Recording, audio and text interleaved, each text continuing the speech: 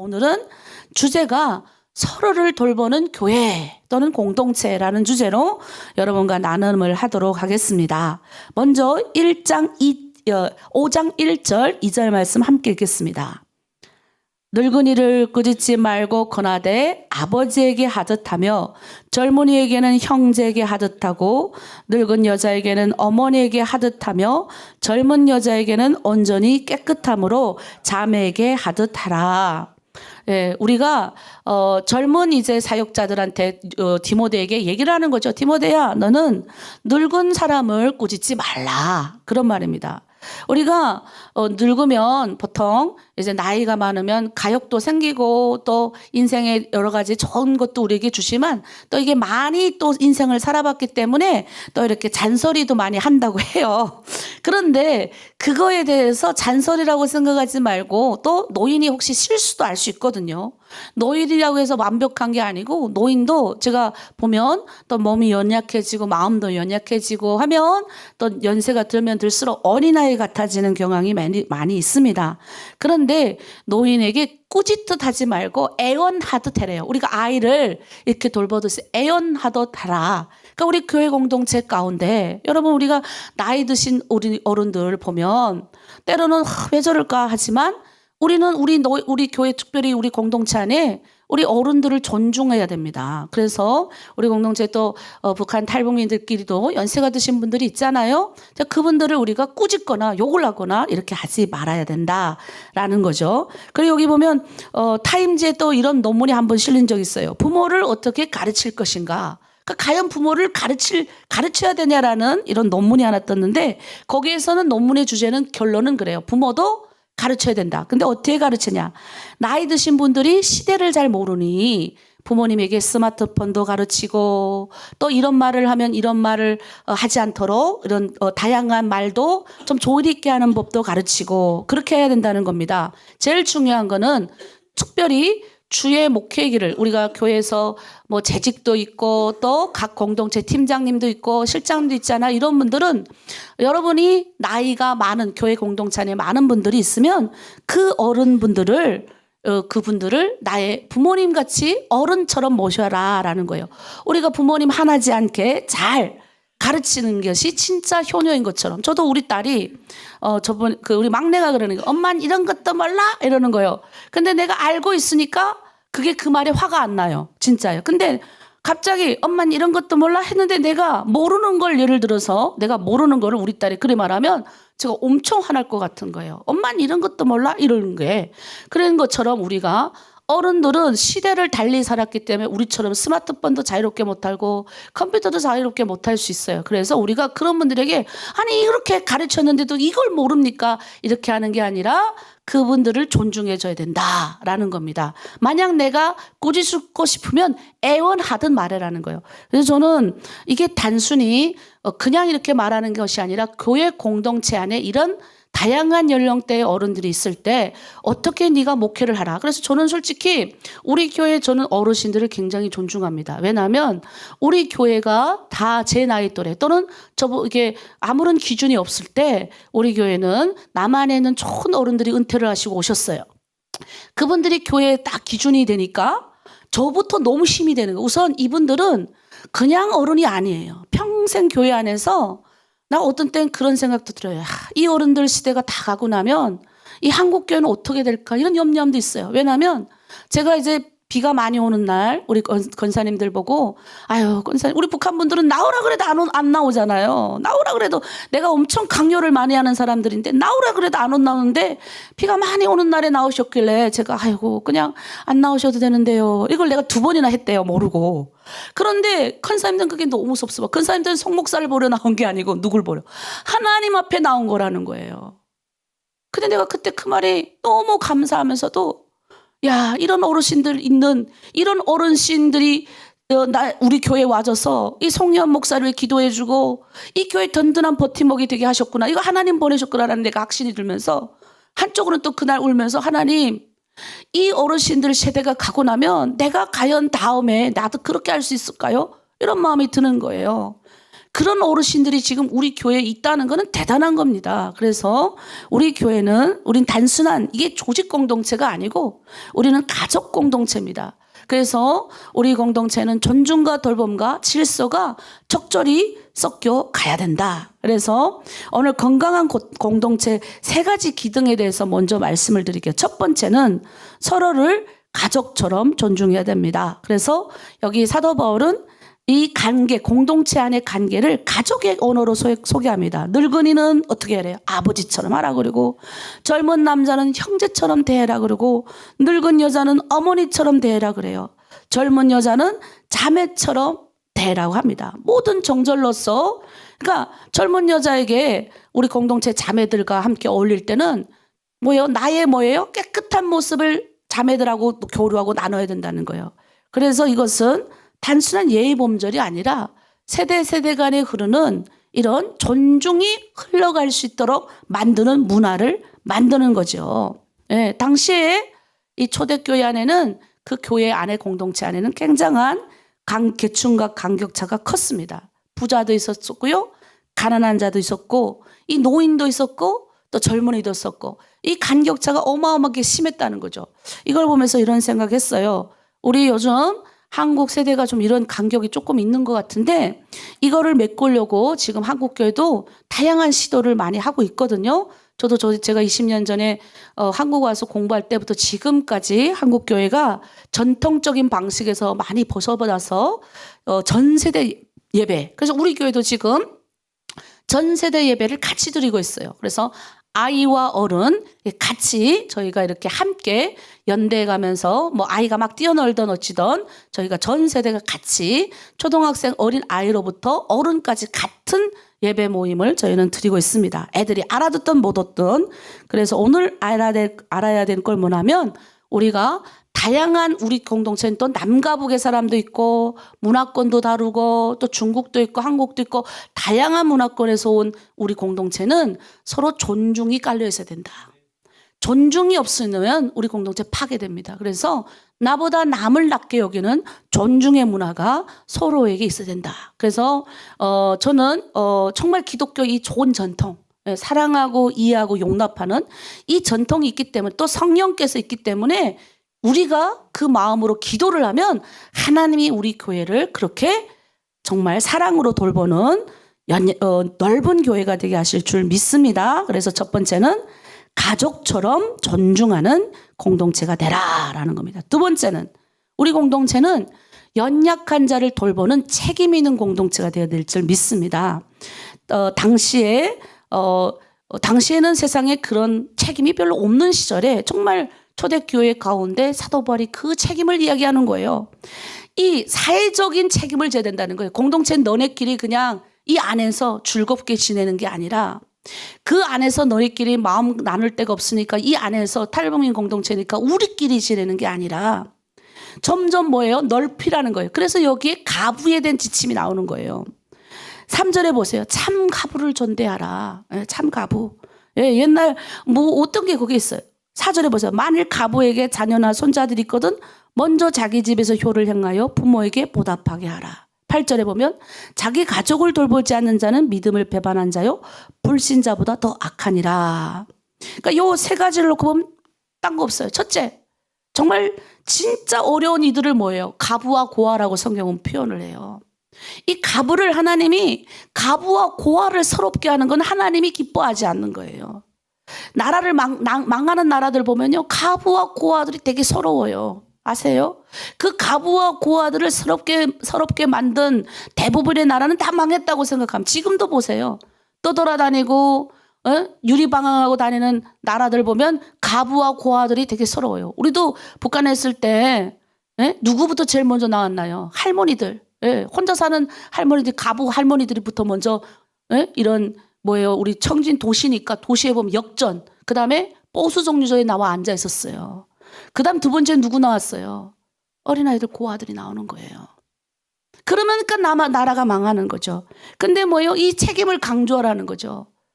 그리고 4절에 그 가부 안에 자식이 있으면 그 자식이 부모에게 효를 당해야 돼요. 아니 늘 다 죽은 다음에 어머니 잘못했어요 가가지고 우리 민족의 전통상, 예? 우리 민족도 아니지 이것도 다 예대로 따지고 보면 우리는 우리는 하늘의 신께 제를 지냈던 민족이에요. 근데 유교가 우리나라에 들어오면서 우리도 뭐예요? 조상을 죽은 다음에 3년째를 지내고 이런 문화가 있잖아요. 근데 그걸 왜 만들었습니까? 부모님은 살아있을 때 존중이 여기는 거죠. 부모님은 살아있을 때. 그런데 그게 아니잖아요. 그러니까 살아있을 때 그 가부인 그게 효를 다하게 하고, 그 다음 뭐예요? 자기 가족을 돌보지 않는 자. 우리가 보통 북에 있는 가족들, 우리도 살다 보면 북에 있는 가족들 연락 오면 그것도 하루 이틀도 아니고 매해마다 돈을 보내줘야 돼요. 어떤 분들이 저한테 와서 그래요. 어떤 때는 목사님 너무 힘들어요. 이젠 연락 안 왔으면 좋겠어요. 이젠 나도 힘든데. 그럼 제가 그래요. 집사님 또는 자매님, 그냥 성경대로 힘들면 여기 교회 와서 얘기하세요. 그래도 그렇게 소식을 전해서 그들을 돌보는 책임을 하나님이 우리에게 주는 겁니다. 그래서 교회는 많이는 돕지 못해도 섬기는 거예요. 우리까지 그들을 돌보지 않으면 어떻게 됩니까? 저 나라는 망하는 거죠. 그래서 하나님이 오늘 성경에는 그 사회적인 연약한 계층이 있다. 단순히 너희가 교회에서 왜 신앙생활을 하냐, 예수님의 비나이다 해서 복 받으라고 나오는 게 아니라, 우리는 예수 믿는 복된 공동체는 사회적 책임이 있다는 거예요. 그 사회적 책임이 뭐냐? 고아와 가부와, 예? 유리방하는 내 자녀, 내 가족도 돌보지 못하면서 뭘 남을 돌봐요. 이런 사회적인 책임을 우리가 져야 된다는. 그래서 돌보는 공동체가 돼요. 그래서 우리 공동체는 얼마나 많이 돌봅니까? 여러분들도 이제 받으니까 어때요? 막 주고 싶잖아요. 오늘 우리 또 한 북한 자매 이렇게 왔는데 저한테 그래요. 목사님, 내가 여기 왔는데 내가 돈을 이렇게 나도 모르게 공짜로 이렇게 누가 주네요. 목사님, 내가 목사님 뭐 사줄까? 이거 아이고 사지 마라 그랬더니, 교회에 이번 주에 떡 해갈게요. 그냥 주고 싶어갖고 지가 받은 게 너무 많다고 막 얼마나 내가 기뻤는지 몰라요. 참 돌봄을 받은 자매가 이제는 돌보는 사람이 되는 거예요. 돌보는 사람을 넘어서서 막 자기가 있는 걸 막 주고 싶어 하는 거예요. 그 사람은 원래 사회적 약자였죠. 나도 사회적 약자였죠. 떠돌이, 북한에서 나와가지고 떠돌이 될 때 누가 우리를 돌봐줬습니까? 교회의 모든 집사님들, 권사님들, 한국 교회가 눈물로 기도하고 중국 교회가 붙들어 놓고 공부시키고 수많은 해외 교회들이 협력해서 그런 사회적 책임을 진 그 교회로 말미암아, 그 사람들로 말미암아 뭐예요? 하나님의 뭐예요? 사람 살리는 생명의 역사는 이루어 간다는 거예요. 그러니까 교회는 우리끼리 모여서 잘 먹고 잘 지내는 공간이 아니라 사회적 책임을 지는 돌봄을 지키는 교회다. 명심하실 줄 믿습니다. 그래서 책임과 사랑을 나누는 거죠.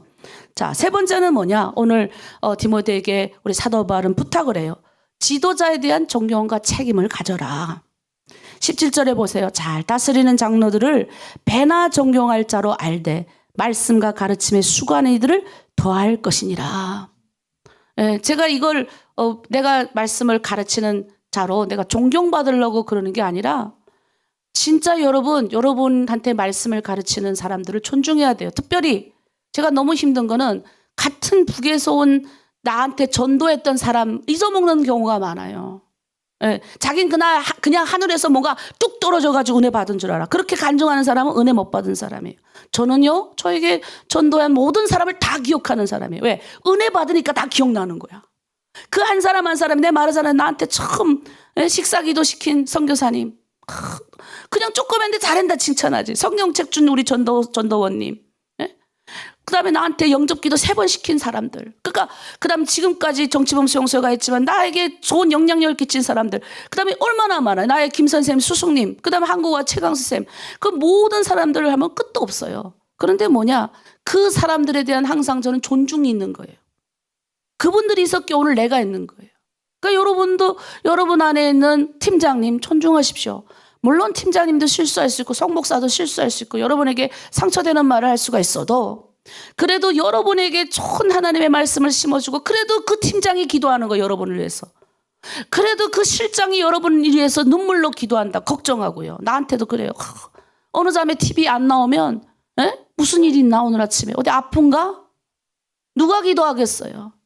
여러분에게 금요일마다 말씀 나눠주고 그 사람들을 가르침을 수고하는 이들을 존중하라는 거예요.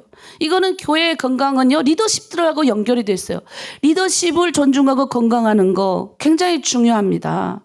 그래서 22절에는 지도자를 세울 때 경솔하지 말라라고. 저도 지도자 세울 때 막 이렇게 막 이런 사람 세우진 않지만 우리는 정말 우리 하나로드림의 지도자들은 너무나도 좋은 사람들이 다 세워졌습니다. 제가 봐도요. 그리고 잘못된 지도자를 공개적으로 책망하라. 이거는 또 다른 부분인데 이런 2단이나 3단이나 이런 사람들을 말하는 거예요. 그러니까 여기 보면 24절에서 25절에 보면요.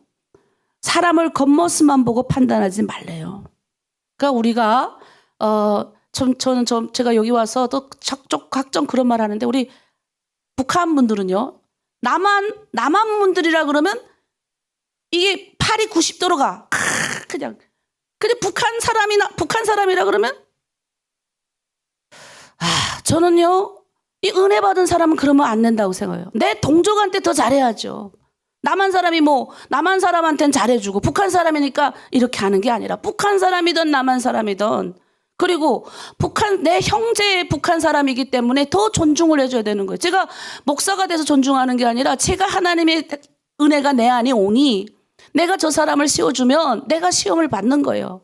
내가 저 사람을 대접하면 성경이 그러잖아요. 황금률. 성경의 최고의 황금률 비율이 뭔지 아세요? 너희가 대접을 받고자 하느냐? 뭐요? 접대받는 자리에 네가 서고 싶니? 너 대접받고 싶니? 그럼 너 대접해 이거예요. 근데 뭐예요? 북한 사람은 지가 북한 사람이면서 북한 사람 우습게 여기고 무시하고 그럼 뭐예요? 나를 무시하는 거예요. 내가 내 핏줄을 무시하는 거, 내 뿌리를 무시하는 거예요. 뿌리를 무시하는 사람이 뭐 잘 되겠습니까? 그러니까 뿌리가 뭐예요? 어쨌든 내 동족이 좀 못나고 부족해도 허리를 90도 꺾으면서 잘 될 거라고 칭찬해주고 깎아내리지 말고 그러면 얼마나 하나님이 그 공동체를 멋있게 보겠습니까? 물론 우리가 상처가 있으니까 서로 이렇게 마주서기 싫어요. 그래도 그 중에 그래서 제가 계속 그러는 거예요. 은혜 받게 해주세요. 은혜 받으면 다 깨달으니까 맨날 내가 하는 건 그거밖에 없는 것 같아요. 하나님 나는 은혜 주셨잖아요. 그러니 우리 자매님들 좀 은혜 주시고 요즘 내가 우리 딸에게 좀 은혜 주세요. 맨날 그래요. 예. 아니까. 그래서 우리가 존중 좀 하자. 우리 공동체는 좀 존중을 많이 해야 돼요. 왜? 우리는 북한에서 살 때부터 비판질을 워낙 잘해서 비판을 얼마나 잘한 줄 알아요. 논리적으로 해요.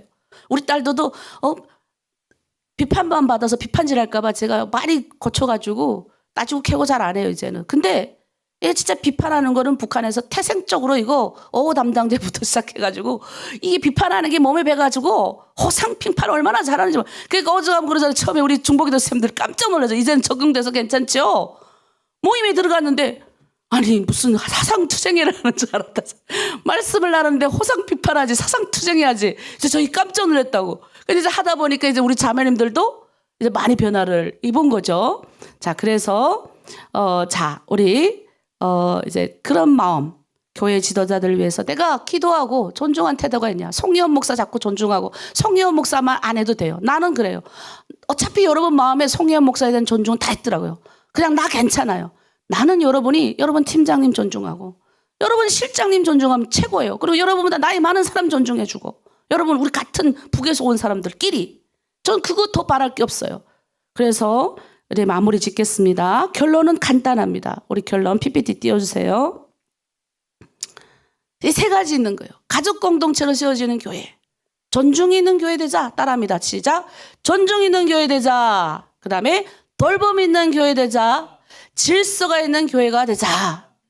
그래서 너희는 하나님의 집이요 살아계신 하나님의 교회니라. 우리가 왜 존중해야 되고 왜 돌봄해야 되고 왜 질서가 있는 교회가 돼야 됩니까? 왜 대접하고 서로 존중해야 되나요?